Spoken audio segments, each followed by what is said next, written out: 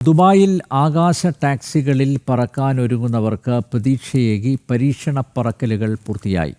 അടുത്ത വർഷം വാണിജ്യാടിസ്ഥാനത്തിൽ പ്രവർത്തനം ആരംഭിക്കുന്നതിന് മുന്നോടിയായാണ് ജോബി ഏവിയേഷൻ വികസിപ്പിച്ച എയർ ടാക്സി പരീക്ഷണ പറക്കൽ നടന്നത്. അടുത്ത വർഷം മുതൽ ദുബായിൽ ഗതാഗതക്കുരുക്കിനെ ഭയക്കാതെ ആകാശ ടാക്സികളിൽ പറക്കാം. എയർ ടാക്സിയുടെ പരീക്ഷണ പറക്കൽ വിജയകരമായി പൂർത്തിയായി.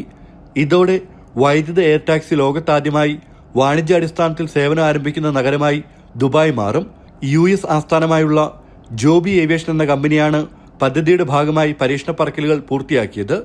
ദുബായ് റോഡ്സ് ആൻഡ് ട്രാൻസ്പോർട്ട് അതോറിറ്റിയുടെ public transport agency CEO Ahmed Hashim ബഹർസിയാനാണ് വിവരങ്ങൾ പുറത്തുവിട്ടത്.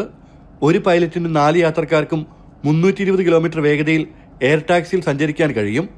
ദുബായ് വിമാനത്താവളം, downtown, Marina, Palm Jumeirah എന്നിവിടങ്ങളിലായിരിക്കും ആദ്യഘട്ടത്തിലുള്ള സർവീസ്. റോഡ് മാർഗ്ഗം യാത്ര ചെയ്യാൻ 45 മിനിറ്റ് മുതൽ 1 മണിക്കൂർ വരെ എടുക്കുമ്പോൾ എയർ ടാക്സിയിൽ ഇത് 10 മുതൽ 12 മിനിറ്റ് വരെ ആയിരിക്കും. എമിറേറ്റിലെ ഗതാഗതക്കുരുക്കിന് എയർ ടാക്സികൾ ആശ്വാസമാകുമെന്നാണ് വിലയിരുത്തൽ. ജനം, ദുബായ്.